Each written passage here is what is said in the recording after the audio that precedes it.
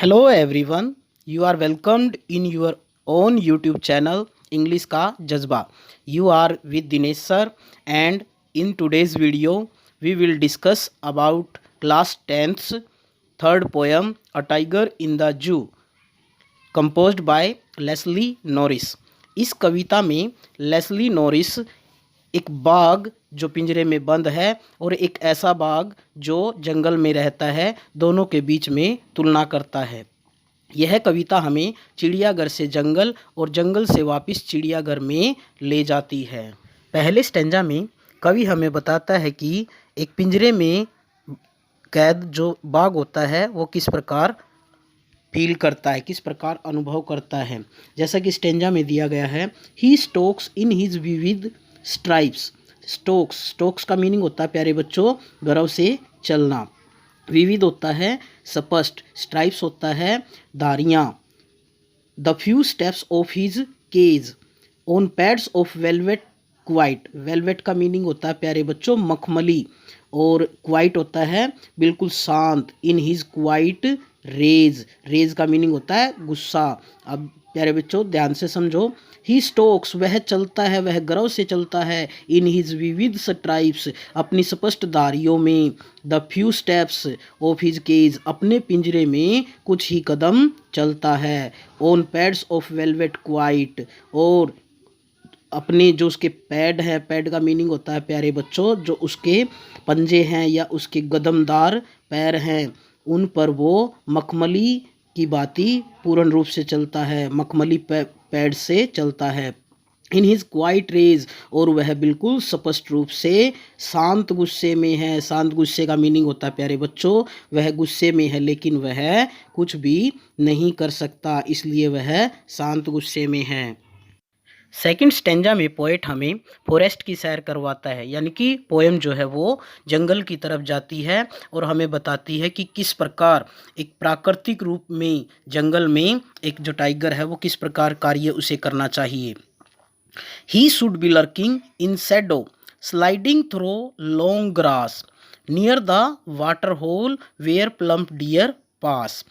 तो पोएट हमें बताता है कि he should be, he use किया गया है टाइगर के लिए कि टाइगर को लर्किंग होता छुपना, इन शैडो परछाई में, यानी कि उसको परछाई में छिप जाना चाहिए झाड़ियों की. स्लाइडिंग थ्रो लॉन्ग ग्रास जो लंबी लंबी झाड़ियाँ हैं उनमें आसानी से चलना चाहिए. नियर द वाटर होल जो पानी, वाटर होल मीन्स जहाँ पानी इकट्ठा होता है वहाँ पर उनके पास उसे लंबी घास में धीरे धीरे चलना चाहिए. वेयर प्लम्प डियर पास जहाँ पर प्लम्प होता है मोटी ताजी, जहाँ पर मोटी ताजी हिरन वहाँ से गुजरती है वहाँ उसको छिप जाना चाहिए ताकि वो उनका शिकार कर सके. थर्ड स्टेंजा में पोएट हमें बताता है कि he should B snarling around houses. जैसा कि हम पहले स्टेंजा में बताया था, he is used for the tiger. Tiger जो है उसे स्नार्लिंग का मीनिंग होता है दहाड़ना. अराउंड हाउसेज घरों के चारों तरफ, यानी कि एक बाघ को घरों के आसपास दहाड़ना चाहिए. कौन से घरों के आसपास?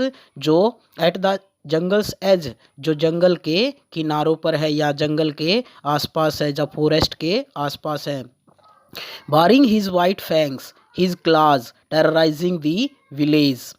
बारिंग का मीनिंग होता है प्यारे बच्चों दिखाना, दिखाते हुए. वाइट फैंग्स जो उसके वाइट फैंग्स का मीनिंग होता है तीखे दांत, जो उसके वाइट दांत होते हैं. हिज क्लाज उसके पंजे, उनको दिखाकर उसे जो विलेजर्स है गांव वाले हैं उनको डराना चाहिए. फोर्थ स्टेंजा में पोएट हमें वापस चिड़ियाघर में ले आता है और बताता है but he is locked in a concrete cell. हमें बताता है कि जो टाइगर है, लेकिन जो टाइगर है वह लॉक्ड किया गया है, कैद किया गया है एक कंक्रीट. इस कंक्रीट का मीनिंग होता है डस्ट से बनी, सीमेंट से बनी हुई सेल, कमरे में.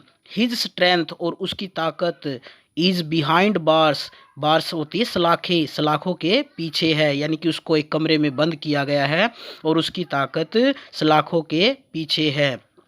Stocking the length of his cage ignoring visitors. Stalking का मीनिंग्स होता है प्यारे बच्चों चलना, लेंथ जो लंबाई होती है ऑफ हिज केज, उसको वो अपने पिंजरे की लंबाई को नापता है, यानी कि उसमें वो धीरे धीरे चलता रहता है।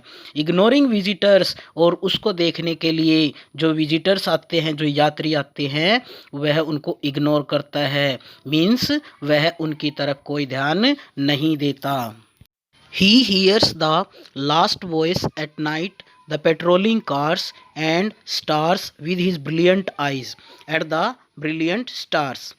वह पिंजरे में रहकर विजिटर्स को इग्नोर करता है और रात के समय में वह सुनता है, हियर सुनता है, लास्ट वॉइस एट नाइट, रात की जो आखिरी आवाज़ होती है, द पेट्रोलिंग कार्स।